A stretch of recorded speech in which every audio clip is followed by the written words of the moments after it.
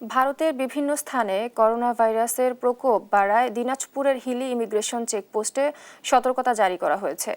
Immigration চেকপোস্টে বসানো হয়েছে উপজেলা স্বাস্থ্য কমপ্লেক্সের পক্ষ থেকে মেডিকেল টিমে দায়িত্ব থাকা উপজেলা স্বাস্থ্য বিভাগের উপসহকারী কর্মকর্তা ভারত থেকে ফিরে আসা যাত্রীদের করোনা ভাইরাসের উপসর্গ আছে কিনা তা হেলথ স্ক্যানারের মাধ্যমে পরীক্ষা করছেন।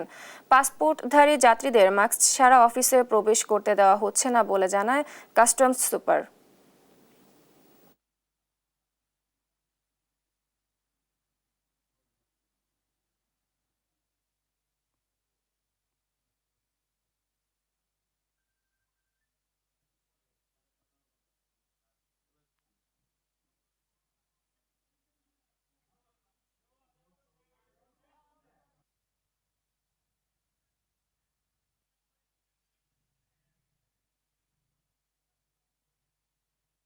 ইন্ডিয়া থেকে আগত যাত্রী তাদেরকে সবাইকে মাস্ক না পরলে তাদেরকে ঢোকার ব্যাপারে সহযোগিতা করছি না, মাস্ক পরার পরে তাদেরকে সহযোগিতা করছি।